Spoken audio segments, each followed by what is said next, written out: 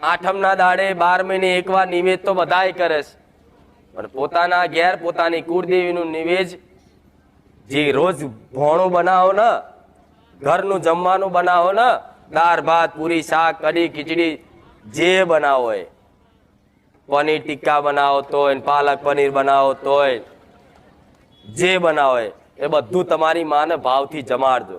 કેટલાય ચાલુ કર્યું, બદલાવ આવ્યો, ખૂબ ગમ્યું મને. હું પ્રસન્ન થઉં, પાછી રાજી ના થઉં. આ મારી વાતનું પાલન કર્યું એટલા જણાએ.